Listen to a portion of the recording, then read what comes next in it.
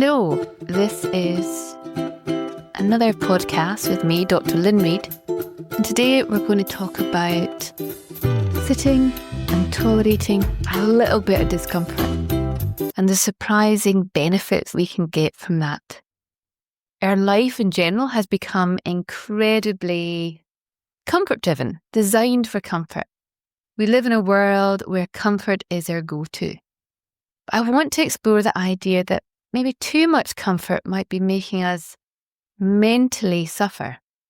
What if feeling better isn't about chasing pleasure or reward, but learning to sit with a little bit of discomfort?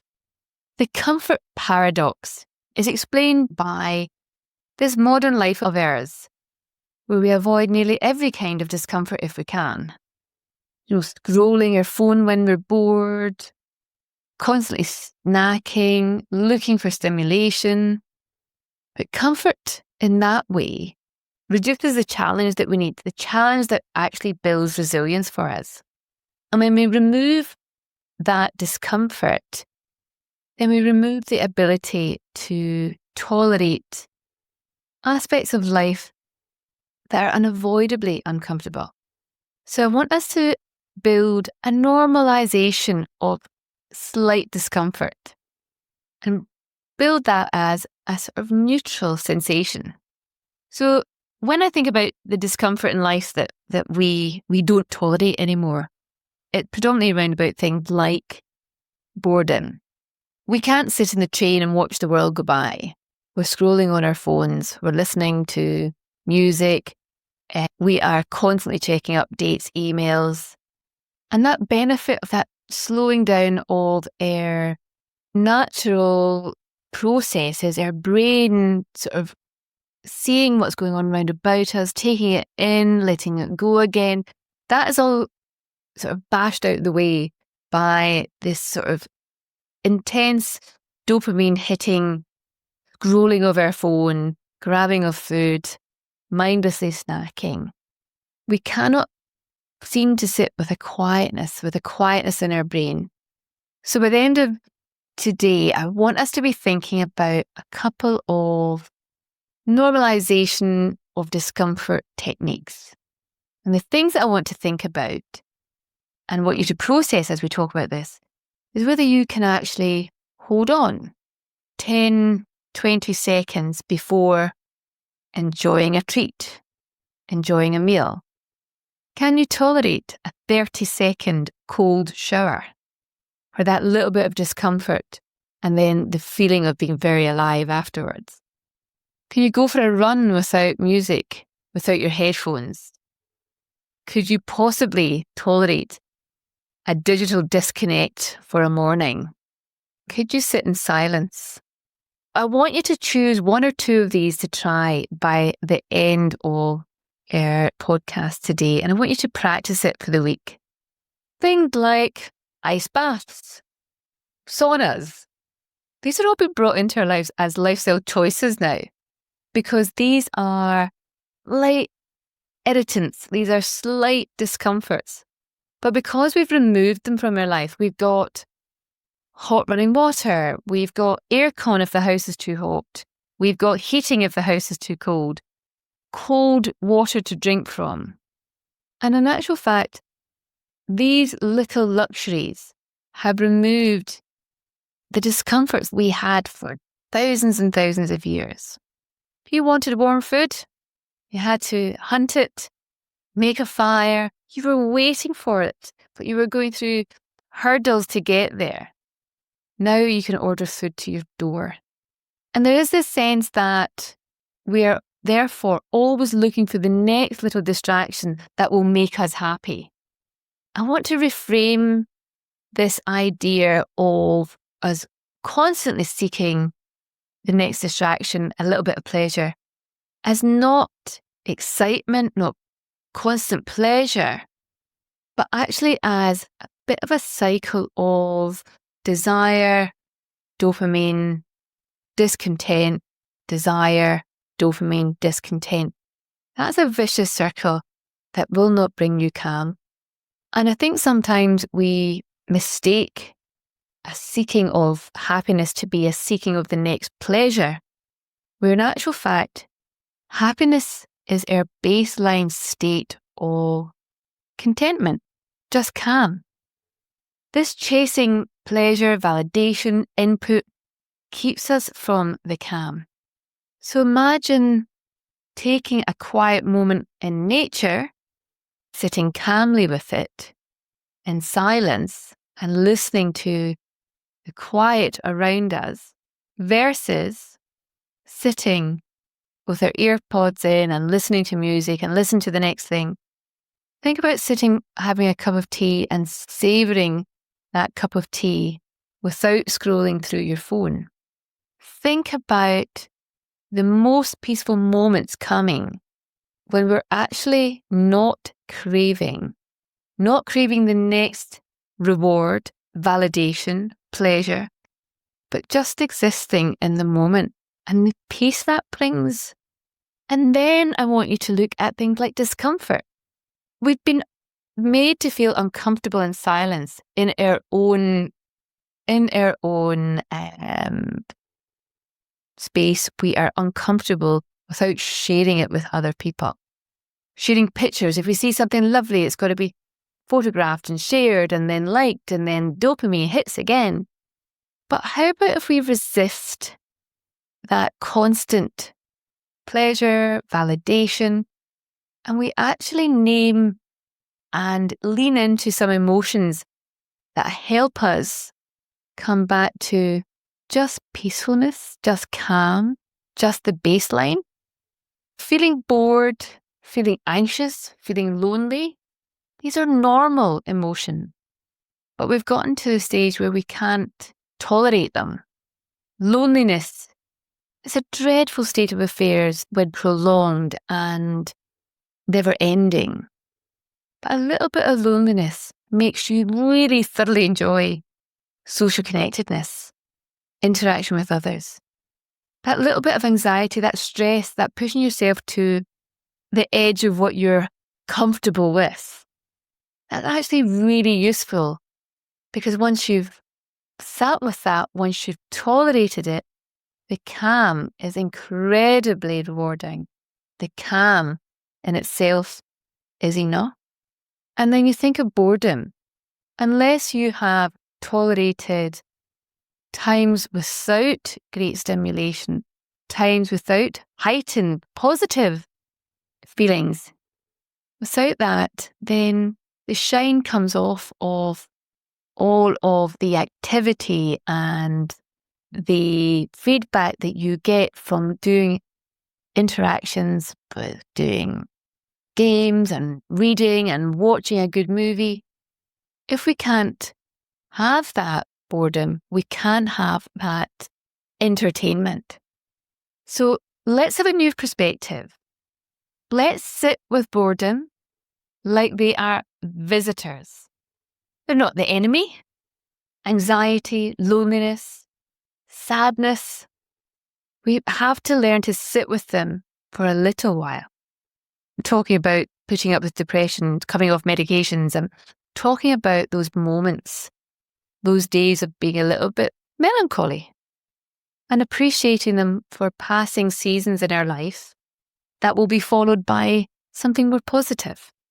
So think of these things as a slightly more physical being, a visitor that comes and goes, and we sit with it rather than running from it. Now, you've already survived very, very, very uncomfortable moments in life, undoubtedly, by the time you're listening to this. You may have endured loss, grief. You may have endured heartbreak and loneliness. But you will also have endured joy, pleasure, excitement. You will have enjoyed times of great stress when they led to great accomplishments. And that stress, that anxiety, that slight sadness, that melancholy, that discomfort is a teacher. It teaches us to appreciate the next stage.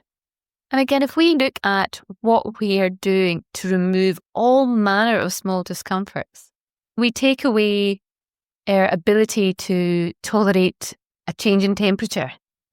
Yet we spend money on attending a sauna or subjecting ourselves to ice baths.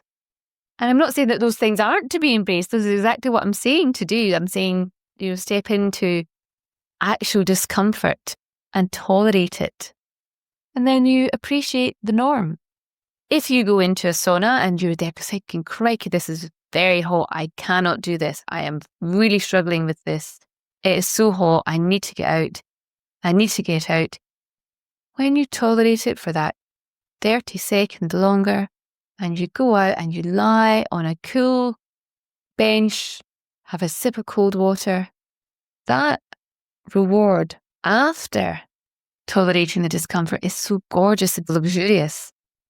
Likewise, at the end of a very comfortable shower, running the cold tap and tolerating it for 30 seconds, feeling the tightening of your skin, feeling the reaction of your heart quickening, and then stepping out of that discomfort and wrapping yourself in a towel and drying off. That new energy you get is the relief, and that is the reward that we should be seeking and that we can enjoy.